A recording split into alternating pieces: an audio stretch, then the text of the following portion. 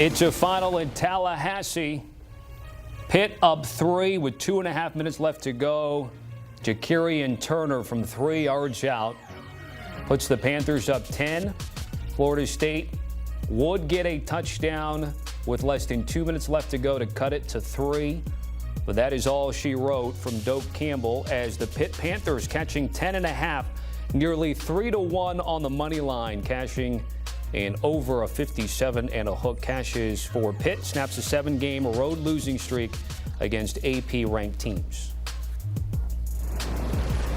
I'm Tommy Tran with Damien Harris, Bryant McFadden, and Bud Elliott. I've got the Florida State entourage here on this side. So, B-Mac, I'll give you first word, and let me just throw out what is a fact. Florida State has not won a conference game in 385 days, and that continues after today's loss. What happened today in a game in which the Noles were favored by 10.5? I don't want to say it was a lack of effort, but clearly lack of execution and just being able to get the ball carrier down. I'm only talking about the defensive side. That's the most annoying thing that I watched today, watching Florida State against Pitt. A freshman quarterback, Mason Heinchel, freshman, true freshman on the road, 385 yards of total offense from scrimmage. A true freshman on the road, threw for 321 yards, only 8 incompletions the entire ball game. Florida State defensively, they're undisciplined.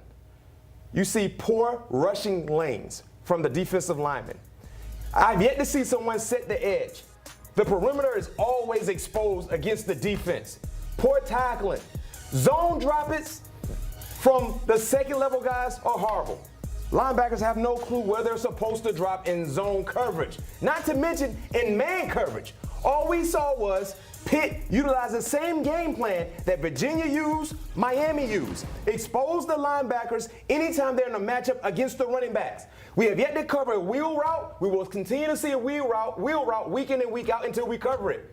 There's a lot going on all 3 levels of the defense. If your offense scored 30 points, you should win ball games. Any level. If your offense scored 30 points, you should win ball games. You should not lose ball games when your offense scored 30 points. The last 3 ball games against Virginia, Miami, Pitt, you allowed 46, 28, and 34 today. That's losing football. Danny said during our pregame show, this is the most important game for Mike Norvell this season. Said it all week. Mm-hmm. And what happened? We haven't won an ACC game in over a year. Over a year. Execution, the scheme, the strategy, nothing is working. It's fool's gold. And you can say whatever you want to say about the offense. I ain't got nothing to say about the offense. If you score 31 points, Damien, we're supposed to win. Yep, correct. If I'm in the locker room with you and I say if you say you give us 31 points, we winning. We're not losing. We're not losing. Heck, when I was at Florida State, we only asked for 19. Bow your back and play football. If you're supposed to have the C gap, have the C gap. You got the B gap, have the B gap. You got inside leverage, have it. If you're playing banjo coverage on the running back, have it. Communicate. Simple math. You got zone, play your zone, bud. I'm going to play here. You stay there, I stay here. We cover them. Man to man, I got that guy. You got that guy. Now, what I will say is beautifully said, first and foremost. I've never even done a deep dive on Alabama like that, so I can't even imagine if I had taken it to that level. But at least you dressed accordingly. That's all I wanted to say. At least you dressed accordingly. But you take it from here. I got nothing to say. I don't think they're that good. I mean, that's probably pretty obvious here that they're now 3 losses on the season. But they had to revamp this roster from 2-10 last year. I thought their real effort was, hey, don't get fired, right? When they beat Alabama, I think that reset expectations probably in a bit of an unrealistic way. They played great against Alabama. Bama also played, not their best game. Clearly, if you've seen the results that have followed, from that. I don't think they're very talented on defense. Darrell Jackson's good. We knew that they recruited edge rushers quite poorly out of the high school level. They tried to band-aid that with James Williams and some guys, and that's clearly failed. They just don't have much talent on defense, I don't think. Now, some of these guys are okay, but who's a pro on this defense? I it's disagree. DJ and a bunch of guys who are going to be going pro in something other sports. Okay, the reason why I disagree with that, because we're talking college football, right? A lot of guys that play college football won't go to Sunday anyway. I played at Florida State my senior year, I probably played against 3 wide receivers that probably were draft worthy. Right? Yeah. Mm-hmm. So it's not like you played against a team that's loaded with NFL pros on the offensive end. When you watch Florida State, when you talk about talent, sometimes when you watch ball games, and correct me if I'm wrong, you can tell if one player is more talented than the other. Correct. He's faster, he's stronger, he's quicker, he got more moves, he just has a God-given ability that the other player don't have. You see that. When you watch Florida State, you see people wide open. Mm-hmm. That's the issue that I have. That's not an athletic problem. That's not a talent problem. Mm-mm. Either it's not being coached the right way or you're undisciplined as a player. Either case, you're wrong, and you will be in position to lose. You don't. Wide open people every time. I think they think because they wear that Florida State jersey that they are more talented than they are. If you watch them, they oftentimes play up against the better teams. I don't think they take some of these ACC games seriously. Wait, that falls on coaching then. Absolutely. And look, they were 7-18 under Mike Norvell following a loss. Like, he does not get them to bounce back. Now they're 7-19 following a loss under Mike. He does not get these guys to reset. I don't think he gets them to take ACC games seriously. If it's a Miami jersey or a Bama jersey or a Gators jersey or Clemson, they come out, they play. I think they take it seriously. I don't think they take Pitt seriously, man. When I played at Florida State, and even when I got drafted to Pittsburgh, and I'm pretty sure, Damien, you can kind of contest to this, I was afraid to mess up. Come on now. If I missed a tackle in the first quarter, I'm afraid that I might not play again, or I'm going to get cursed out in front of everybody. If I missed a tackle, if I didn't have proper containment, if I got beat deep, oh no, I don't even want to go to the sideline because I knew who was waiting for me. I know it's a different day and age in terms of coaching football. I can care less. You set the standard for what you will allow, and never allow something in a win you won't allow in a loss. Ooh. That's the thing, because when you win, sometimes you allow certain things that, we're not really going to harp on that. Never allow something in a win you won't allow in a loss. These are unexcusable issues. Once again, a true freshman came into Doak and put up 34 points, almost 400 yards of total offense. Ain't got nothing to do with talent. And can I tell you something else that's a big problem with Florida State is they always come out slow. They come out slow, lethargic, and they don't play the game. You know, so comparing the two, when we played with that script A on our chest, we knew that came with a sacrifice. The sacrifice is what we put into work all week long. So then we went and took that out on our opponent from the opening whistle to the last whistle. Florida State doesn't do that. It's like they don't take what they went through last year and then take that and use that as motivation. They weren't to their there opponent. last year. Even still, the pride, the tradition of a place like Florida State, you know those expectations come, whether you were there last year or not. They're high. Like, I've been fortunate enough in terms of my playing career. I was in football heaven. I was coached by Bobby Bowden coming out. Mickey Andrews, right, at Florida State, 2 legends. Then I get drafted to Pittsburgh, being coached by Bill Cowher, Hall of Famer, Dick LeBeau, Hall of Famer, and then in comes Mike Tomlin. So I've seen what building a championship culture looks like. I've seen what making sure accountability is emphasized every time you walk in the building. I see it. Players will only do what you allow them to do. Period. Parenting and coaching are identical. Your children will only do what you allow them to do. Period. It's the same with coaching. Man, listen, when you play football, it's your job to fight harder for longer.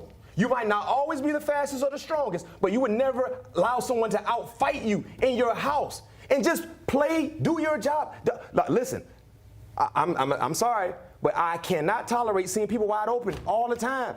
We saw that against Virginia. Yep. We saw it against Miami. Again. So now what's the problem? Because that's why I disagree with Bud. It ain't about talent. Because we don't see people getting ran by.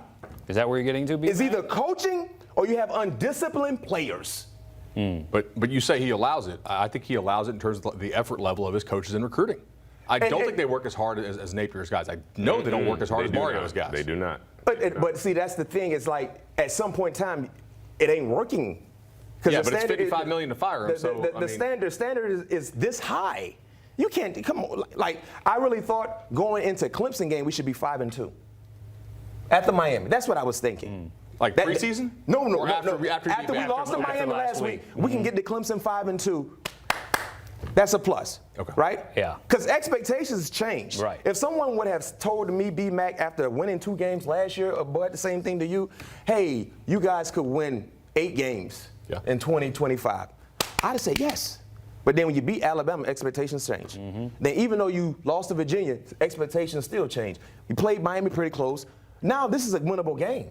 These are the games you're supposed to win. This is the really disappointing one, right? Because like Yes. UVA ended up being a pretty decent team. They won, And it was on the road. Yeah, it's double overtime loss. They ended up they went on the road and beat Louisville. You know, like that. They're actually a decent team. Obviously, Miami might be the best team in the country. We'll see, but they're certainly in that conversation. You know, you have a 2-score win over Alabama. Could have been even bigger. This is the one you go lay an egg that really pisses you off, right? And I was just going to say, the final comment on this. This should be the game, if there's anybody out there that wants to still evaluate Alabama based on anything to do with a week 1 loss to Florida State, now is the time to wake up and realize this ain't week 1, this ain't week 2, this is week 7 of the college football season. And I know is with the playoff committee and what they're looking at, what their metrics are, yeah, it does make us go back to the past a little bit. We need to live in the present. Alabama's a good football team. Florida State just simply is not. Right. Which is crazy because we just got done talking about Alabama, how much that week 1 game changed, and the last 3 weeks for both teams have certainly changed. They're now 3-3, guys. Is this a season-ending crushing? Because they can still make a bowl game, they can still have a nice result, but given that this loss is 10-point favorites and everything that you talked about, B-Mac, in terms of elevated expectations, then readjusted expectations, Bud, what's the talk in Tallahassee going to be this week? So look, last week, for all intents and purposes, eliminated them from conference play anyway because Georgia Tech has a schedule. They're not going to lose 2 conference games, right? Virginia is not going to go on to lose an additional conference game plus another one because you don't have the tiebreaker over them. Same thing for Miami. So last week they were done as far as the conference race goes. Like that's been done and dusted. The real question now is, are you going to spiral?